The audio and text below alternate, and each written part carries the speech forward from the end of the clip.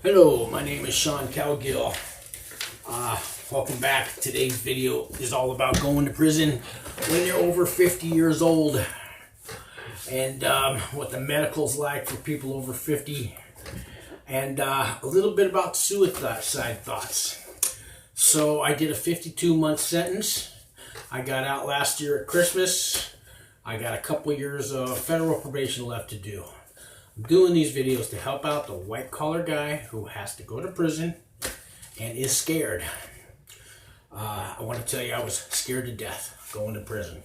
I want to tell you, you don't have to be scared. If you're a white-collar criminal like I was, you're going to go to a camp, you're going to go to a low, because you're probably out on pretrial, awaiting sentencing or fighting your case. And if you were locked up in a federal detention center awaiting sentencing, you wouldn't be allowed to watch any videos. So most white-collar guys, most I say, get out on a $50,000 bond or sometimes a $100,000 bond that you basically just sign for. You don't put up any money because the marshals will come and get you, and if they want their money, they will, for the rest of your life, find that money. They will get their money. So I was on pretrial for 4 years. Scared to death. I was going to do 13 years in prison. Then it went down to 11. It went down to 7 years. Finally got a 52-month sentence. There's some programs I took in there, which some of my videos talk about. One was RDAP. I took a year off. I got 6 months halfway house. I did 27 months in the camp at Florence, Colorado, and 6 months in the halfway house. So my sentence got cut in half as far as the time I did in prison. So a couple things I want to cover today is, if you are over 50 years old, will the judge give you any leeway? Does it make a difference?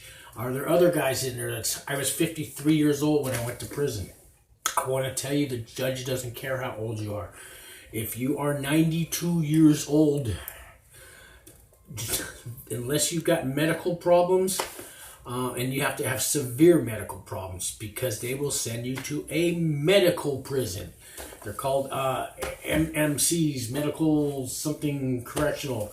So they have basically, if you are severely, need severe medical attention all the time in nursing home and all that, so they have like a nursing home prison. And I hear that they are hellholes. Basically, you go there and you wait to die. The medical system in the prison, in the federal prison system, is really, really bad. You can wait a year, 2 years, 5 years for surgeries. And when you do get the surgery, you're not going to get any pain medication that you should. When after the surgery, they're not going to care. They're going to throw you in a wheelchair, and you still got to go get your own food, and you got to do everything unless you get sent to one of these medical facilities. And they're nightmares. They're nightmares. I haven't been to one, but I've heard the horror stories. I was 53 years old, and you know, I've got high blood pressure and a few little minor kind of things that you get in your 50s. And where I went to prison, I saw guys with no legs, guys in wheelchairs, guys, lots of guys with diabetes. I saw guys in their 80s still doing a 10-year sentence. I went to a camp, and you go to a camp, it's 10 years or less. If you have 15 years or less, you go to a low. The camps and the lows are relatively safe. Nobody's going to beat you up. You don't have to join a gang. They don't really have gangs. The gangs that they do have in the camp are the people that have worked their way down from the penitentiary to the medium to the low, and now they're doing their last 10 years at a camp. And a lot of those guys stick together, and there's little cliques of them. We maybe had 40 guys in a camp of 500, and you'd see them gather. They kind of run the TV rooms, and I think that's basically all they really run. I'd see them sitting in their little groups out on the track. They have their little meetings. They don't like us white-collar guys at all. They basically ignore you. They'll only speak to you unless they have something to say.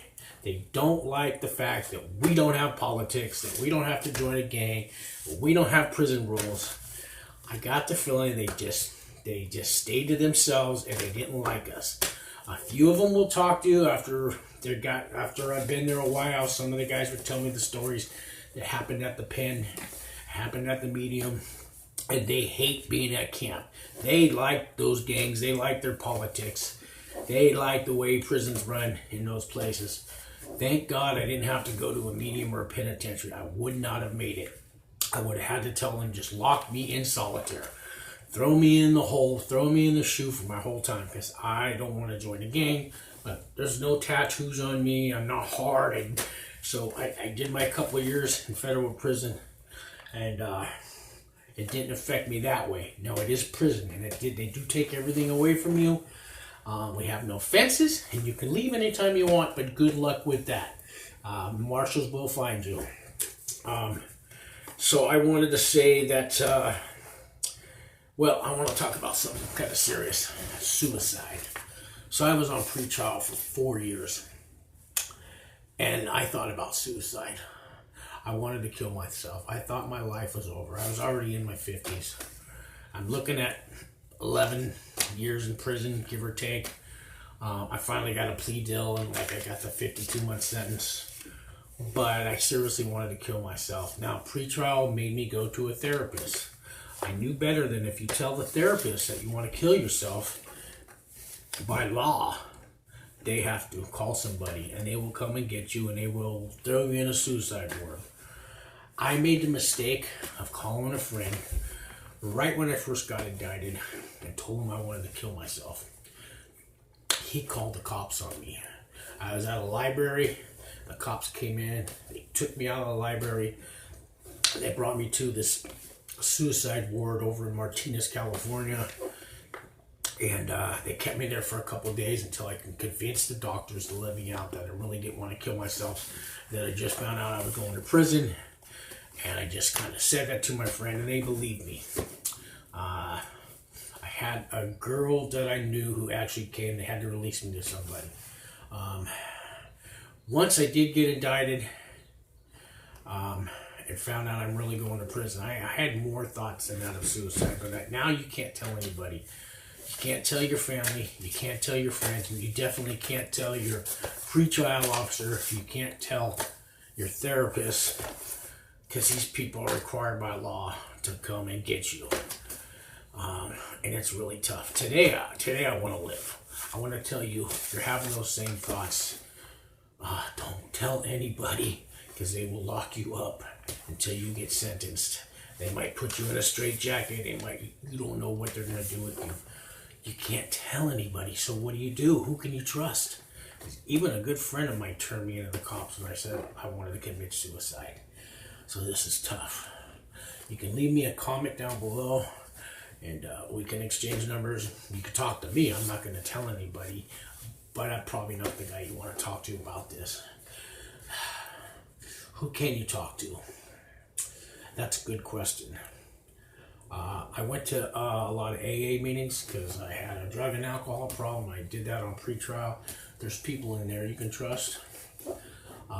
I wouldn't call one of those suicide hotlines because they're required to come tell somebody too. It's really tough.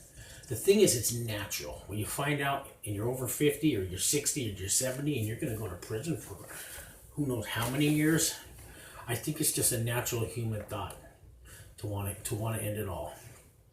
I'm here to tell you, you're going to get through this. If you're watching this video and you're a white-collar criminal, I mean, you probably got a 10-year or less sentence. You might have 5 years is kind of the average for white-collar crimes. You might only get 1 year, 2 year. If you've been indicted, though, chances are you're going to prison. Rarely do I see people get probation, but you can get through this. A camp is like going to high school. Nobody's going to want you to be their bitch. Like I showed you this picture, here's a bunch of guys that I knew in prison, all well over 50 years old. And as you can see, there's black guys in there, there's white guys, we're all hanging out together. There's no politics. It's not like you see in the movies of these hardcore penitentiary prisons. Okay, watch my other videos about my first day in prison. You'll find out that a prison camp is really easy. It's actually, there's going to be some fun times. There's going to be sad times. The holidays are rough. You're going to be taken away from your family. If you're a rich stockbroker, banker, lawyer, doctor, and you're used to having a big fancy house and car, and maybe you have maids, and maybe you have lots of employees underneath you, and you're used to giving orders and running the shots, and you're the head of the household, all that's going to be stripped from you. You're going to be just like the drug dealer next to you. There's a lot of drug dealers in a federal prison camp. Now, these are the guys that got caught with a big sack full of crystal meth, but they didn't have any guns, they didn't have any violent charges, and they're put in the prison with you. Then you got the guys who have worked their way down from the penitentiary to the medium to the low to the camp, and you got maybe a third of the people there are going to be your doctors, your lawyers, your politicians, your bankers, your stockbrokers, lots of real estate fraud. You're going to have lots of guys like that. And you'll get through this. You'll get through this. It's not hard to do your time in there. And they give you enough. I'm not going to say there's plenty to do, but there's enough. We had baseball, volleyball, bocce ball, racquetball, handball, basketball, music rooms. I had a rock band. We have guitars, we had pianos, we had drums. We had lots of classes you could take at night. We had church services. There's all kinds of activities going on. There's lots of things to do. And also they give you a job, and you don't work more than 6 hours a day. And if you're an old guy, if you're over 65, you don't have to work. Although you may want to. You may get a desk job in the education room or something. You could teach GED classes to some of the guys who never got their GED. There's lots of things you could do if you want to pass the time.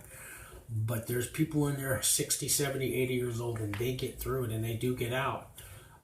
Just use this time to work on yourself, to work on your mind, to work on your body, to work on your mind, and get through this. I just want to tell you, it's going to be all right. Nobody's going to beat you up. You will live through this. I'm going to keep this video short today, but I want to tell you the medical system is the worst system. If you have medical problems, they're going to basically tell you to drink some water and walk the track, and it's going to be all right. I had to have a hernia surgery when I went in there. I went in there with a hernia. I had to wait about 8 months for that surgery. And then when I did, when you do go to a hospital, they don't handcuff you or anything. They drove me in a car, took me to the surgery, I came back out. But they wouldn't give me any pain medication. I had to get through that. But I had to wait 8 months for a surgery. I know guys that were due to get out, but they were waiting on a surgery for their back or something. And they told them, well, you still got 6 months left until we're going to give you the surgery, and you're supposed to be out next Tuesday. Well, we're going to hold you on a medical hold so you can get your surgery. So you got to keep that in mind. Please see a doctor if you can before you surrender to the prison. Try to get all your medical stuff done ahead of time. You will get through this. And I'm just going to keep this video short. Thank you for watching.